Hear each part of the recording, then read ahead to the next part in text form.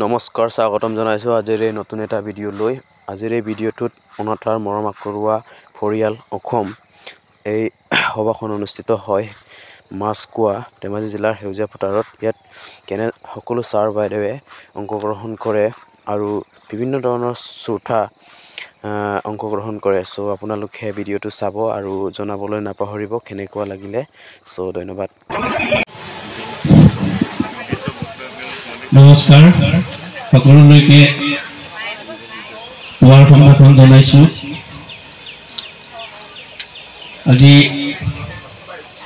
এই স্থানত উপস্থিত হ'বলৈ পাই মই নিজে অলপ আবেগিক হৈছোঁ আৰু গৌৰৱ অনুভৱ কৰিছোঁ। কোনো ডাইৰেক্ট সংযোগ নোহোৱা বতাহৰ তৰংগত উটি অহা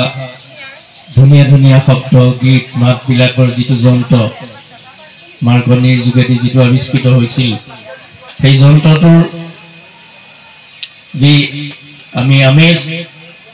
যি এটা সোৱাদ ইমান বছৰে লৈ আহিছোঁ আৰু শেহতীয়াভাৱে এই যন্ত্ৰৰ শ্ৰোতাসকলে আমি যিটো এটা অনুষ্ঠান দেখিছোঁ যে ৰেডিঅ'ৰ শ্ৰোতাসকলৰ মাজতো বা ৰেল যাত্ৰীসকলৰ মাজতো কিছুমান সংগঠন এতিয়া জন্ম হৈছে আৰু ইমান এটা ধুনীয়া নাম দিয়া হৈছে যে মৰম আকুল, এনেকুৱা কিছুমান শব্দ দিয়া হৈছে। আপোনালোকে হয়তো বহুতে নাজানে যে আমি দীৰ্ঘদিন ধৰি বিভস্ত হৈ আছিলোঁ। যাতায়াত যোগাযোগৰ পৰা আমাৰ কেইবা অৱস্থা খুব বেয়া আছিল। তেতিয়া একমাত্ৰ সম্বলটো আছিল বাহিৰৰ পৃথিৱীখনৰ বিষয়ে জনা, এইটোৱে আছিল ৰেডিঅ'খন। আৰু সেই ৰেডিঅ' যিকোনো বয়সৰ বা সকলোৱে মিলি আমি পৰিয়ালটোৱে এটা উপভোগ কৰিব পৰা, আমি আনন্দ ল'ব পৰা অনুষ্ঠানটোৱে হৈছে ৰেডিঅ'। ৰেডিঅ'য়ে আমাক যিখিনি দিছে এইখিনি সকলোৱে আমি অনুভৱ কৰিছোঁ, সকলোৱে পাইছোঁ। মাছখোৱাত ৰেডিঅ' শ্ৰোতাসকলৰ মাজত যি এটা অনুষ্ঠান গঢ় লৈ উঠিলে, আপোনালোকে জানেই সকলোৱে ৰেডিঅ' যি নিয়মীয়াকৈ শুনি আছে, তেখেতসকলে নামবিলাক নিশ্চয় শুনিছে, বিশেষকৈ গানৰ অনুৰোধৰ পৰা ধৰি লৈ বিভিন্ন ক্ষেত্ৰত। কিন্তু আমাৰ এটা দুখ, আমি এই অঞ্চলৰ মানুহৰ এটা অকণমান অভিমান আছে যে আমি যিমান ৰেডিঅ'ক আঁকোৱালি লওঁ, ৰেডিঅ' চেণ্টাৰবিলাকে আমাক নলয় নেকি। আমি দেখোঁ যে সিপাৰৰ উত্তৰ পাৰৰ দক্ষিণ পাৰৰ বিভিন্ন অনুষ্ঠান ৰেকৰ্ডিং হয়, কিন্তু আমাৰ উত্তৰ পাৰলৈ সিমান নাহে যেন আমাৰ এটা মনত এটা দুখ আমি অনুভৱ কৰি থাকোঁ যে ডিব্ৰুগড়ৰ পৰা আমাৰ বেছি দূৰ নহয়, কিন্তু ৰেকৰ্ডিংবিলাক আমাৰ এইপিনে সিমান নাহে। আমাৰ মানুহবিলাকৰ অনুভৱবিলাক, আমাৰ মানুহবিলাকৰ চিন্তা চেতনাবিলাক আমি অকণমান যদি প্ৰকাশ কৰিবলৈ পাওঁ তেতিয়া আমি অতি আনন্দিত হ'ম। আৰু সেই সময়ত বাৰু যি হ'ল যোগাযোগ ব্যৱস্থা আমাৰ ব্ৰহ্মপুত্ৰ মহাবাহুৰ বুকুৱেদি অহা হয়তো অসম্ভৱ বহুত ক্ষেত্ৰত অসুবিধা থাকে। এতিয়া কিন্তু সেইটো নাই, এঘণ্টাৰ বাট, ইয়াৰ পৰা হয়তো 45 মিনিটৰ বাট। এনেকুৱা এটা ৰেডিঅ'ৰ যি দ্ৰুত পৰিৱৰ্তন হৈছে, আমাৰ সকলোকে এটা এনেকুৱা এটা পৰিৱেশলৈ লৈ গ'ল যে ৰেডিঅ'ৰ যিটো মূল যন্ত্ৰ, ৰেডিঅ'ৰ যিটো আমি ধাৰণা লৈছোঁ যে এটা বাকচ, তাৰ ভিতৰত কিছুমান যন্ত্ৰ পাতি থকা, সেই ৰেডিঅ'ৰ ধাৰণাটো নাইকিয়া হৈ গৈছে।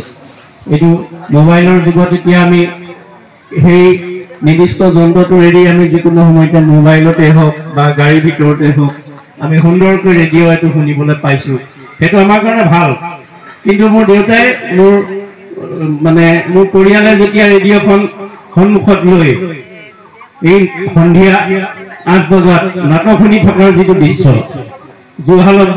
যেতিয়া আমি গান শুনি থকা, বিভিন্ন অনুষ্ঠান শুনি থকা, সেই আমেজটো কিন্তু নাইকিয়া হৈ গৈছে। সেইটো আমাৰ কাৰণে অকণমান, এইটো আমাৰ বুলিয়ে নহয়, গোটেই বিশ্বতে বিশ্বায়নৰ যুগত এইটো হৈছে। এতিয়া 5G আহিছে বা অন্যান্য, আমি এতিয়া শেহতীয়াভাৱে কোৱাকৈ শুনি আছোঁ যে এই যন্ত্ৰটো বোলে নাইকিয়া হৈ যাব। ৰেডিঅ' যেনেকৈ নাইকিয়া হৈ গৈছে, টিভি যেনেকৈ নাইকিয়া হৈছে, এনেকুৱা এটা দিন আহিব সম্ভৱ যে এই ফোনটো নাইকিয়া হৈ যাব। এটা শূন্যতে কিবা থাকিব, আমি কিবা টিপি দিলে হয়তো কিবা কিবি ওলাব। এইটো আৰ্টিফিচিয়েল ইণ্টেলিজেন্স ওলোৱাৰ পিছত তেনেকুৱা এটা ধাৰণা আহিছে যে নহওক ৰেডিঅ'ক আমি বচাই ৰাখিব লাগিব মোৰ দুটা অভিজ্ঞতা ব্যক্তিগত অভিজ্ঞতা কওঁ মই উত্তৰ লখিমপুৰ মহাবিদ্যালয়ত পঢ়ি থকাৰ সময়ত আমাৰ যুৱবাণী অনুষ্ঠান এটা ৰেকৰ্ডিং হৈছিলে মই ঘোষকৰ সেই সময়ত দায়িত্ব পাইছিলোঁ আৰু মোৰ মাতটো মই চাবলৈ বিচাৰিছিলোঁ যে কেনেকুৱা মই ৰেকৰ্ডিং কৰা বহুত দিনৰ পিছত এমাহমানৰ পিছত আমাৰ অনুষ্ঠানটো প্ৰচাৰ হৈছিলে মই তেতিয়া খুব পলালো মানে লাজ পালোঁ যে মোৰ মাতটো ৰেডিঅ'ৰ উপযোগী নহয় যদি মই ঘোষক হিচাপে মই দায়িত্ব পালন কৰিলোঁ দ্বিতীয় এটা কাহিনী হৈছিলে মোৰ এজন ছাত্ৰ গোবিন্দ দত্ত মোৰ নামো গোবিন্দ দত্ত তেওঁ খুব মানে ৰেডিঅ'লৈ অনুৰোধ কৰি কৰি চিঠি পত্ৰ লিখে বহুতে মোকে গোবিন্দ দত্ত বুলি ভাবে মোকে কয় যে আজি ভাল লিখিলা দেই আজি ভাল হেৰি কৰিলা দেই মই মানে তেতিয়া অকল লাজ পাওঁ মইতো ক'তো লিখা নাই মেলা নাই ৰেডিঅ'ৰ এইটো মোৰ স্মৃতি থাকি গ'ল আৰু শেহতীয়া এটা স্মৃতি মই এটা সিদ্ধান্ত লৈছিলোঁ যে মই বিয়া সবাহবিলাকৰ ৰেডিঅ' মই প্ৰেজেণ্ট দিম বহুতে জানে মোৰ ফেচবুক পেজতো আছে বহুতখিনি ৰেডিঅ' মই প্ৰেজেণ্ট দিয়া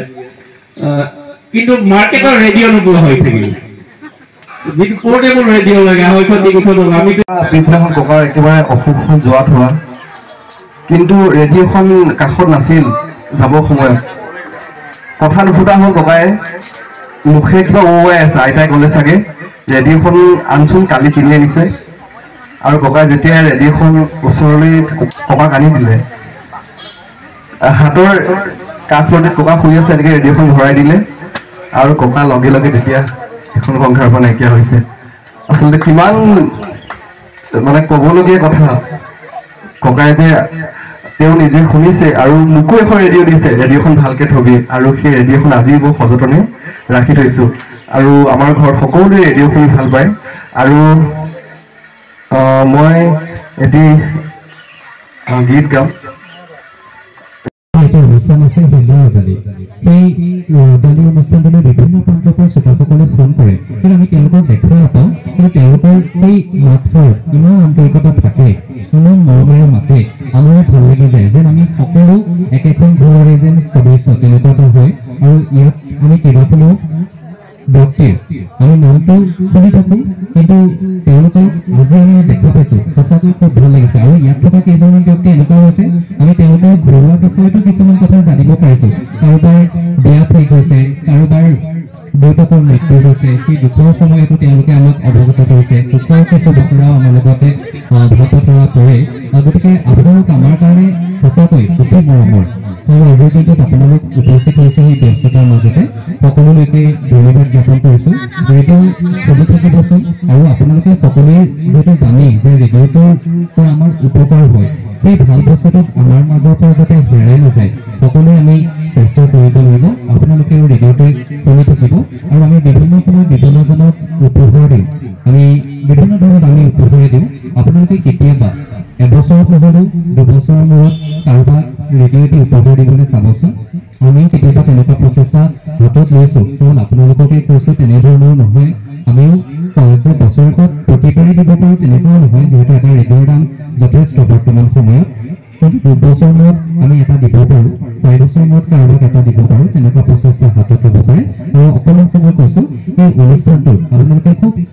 আন্তৰিকতাৰে আৰু কষ্টৰে কৰিছে দেখিছোঁ সেইদিনা খুব ঠাণ্ডা পৰিছিল আগদিনাখন বৰষুণ দিছিল হয়তো দেখিছোঁ নৃত্য অভিনেতাহঁতে বাঁহ কাটিবলৈ গৈছে বাঁহ কটাৰ ফটো আমি দেখিবলৈ পাইছোঁ খুব কষ্টৰে কৰিছে আৰু হয়তো আজিৰ দিনটোত আপোনালোকৰ সেই কষ্টই পূৰ্ণতা পাইছে বিভিন্ন প্ৰান্তৰ পৰা বিভিন্ন কেন্দ্ৰৰ বিষয়ববীয়াসকল শিক্ষক শিক্ষকসকল আপোনালোকৰ মাজত উপস্থিত হৈহি আৰু আপোনালোকৰ মুখকেইখন আমি দেখা পালোঁ আৰু এতিয়া কথা পাতিলে আপোনালোকৰ মুখখন আমাৰ মনলৈ আহিব সকলো ভালে থাকক সকলোৱে মনবোৰ কুশলে পাৰক তাৰে কামনা কৰিছোঁ আৰু কৈ যাওঁতে ক'ৰবাত ভুল ত্ৰুটি ৰৈ যাব পাৰে আৰু মই লগতে মোৰ ক'ৰবাত অকণমান দুখী ভাৱ এটা লাগি আছিলে মই জ্যোতি বৰুৱা ছাৰ বহিছিলে কাৰ্তিক সূত্ৰধৰ ছাৰ বহিছিলে জিন্তু চেতিয়া দাদা আছে প্ৰাঞ্জল শইকীয়া দাদা আছে মই এই শাৰীত বহিব প্ৰথমতে বিচৰা নাছিলোঁ কিন্তু মানে শেষৰ শাৰীত আসন সীমিত হৈ গ'ল সেইকাৰণে মই আগশাৰীত বহিব লগা হ'ল হয়তো ইমানখিনি যোগ্যতা মোৰ হয়তো নাই আৰু কৈ যাওঁতে ক'ৰবাত ভুল ত্ৰুটি ৰৈ যাব পাৰে আপোনালোকে আপোনালোকৰ মাজৰে কোনোজনৰ পুত্ৰ বুলি কাৰোবাৰ ভাতৃ বুলি ক্ষমা কৰিব আৰু সকলো কুশলে থাকক তাৰে কামনা কৰিব কৰিছে আৰু পুনৰবাৰ অনতৰ মৰম আকুৰা পৰিয়ালৰ সকলোলৈকে অভিনন্দন জ্ঞাপন কৰিছে আপোনালোকৰ এই যাত্ৰা অব্যাহত থকা সকলো কুশলতা থাকে ৰাস্তাত ফোনত কথা পাতি থাকে আৰু তাৰপৰা ককাজনে সোধে ককাজনে ভাবে ৰাস্তাটো কিমান দূৰ আছে সেই বাইদেউজনীকে সোধোচোন তেতিয়া কয় ওচৰলৈ গৈ ভণ্টি অ ভণ্টি সেই তৰাজানলৈ কিমান দূৰ তেতিয়া সেই বাইদেউগৰাকীয়ে কয় ভণ্টি কোন ভণ্টি 10টো মন মোৰ দুটা ল'ৰা আছে এজনী ছোৱালী শান্তি হৈছে আৰু আপুনি মোক ভণ্টি বুলি মাতিব আহিছে যে এয়া চোৱা মই সেন্দুৰ লৈ আছো মই এগৰাকী বিবাহিত মহিলা সেই ককায়ে কয় তোৰাকনো দেখিলি তাই হেনো বিয়া হোৱা সেন্দুৰৰ নামত অলপো চিনো নাই সেইটো না যিকণ সেন্দুৰ লৈছে নেমু গছৰ হুল ডালৰ সমান আৰু আগ চুলি কেইডালে ঢাকি ৰাখিছে অ পিতাই বাদ দে যি কি নহওক সেইবিলাক সিহঁতৰ কথা আমি এতিয়া গৈ থাকো বল নহয় পোনা এই সেন্দুৰকণ দীঘলকৈ লৈ ফুটটো লৈ অসমীয়া চাদৰ মেখেলাযোৰ পিন্ধি থাকিলে কিমান ধুনীয়া দেখায় নহয় জানো অ পোনা তই বেয়া নাপাবি ঠিক আছে আমি আৰু গৈ থাকো বল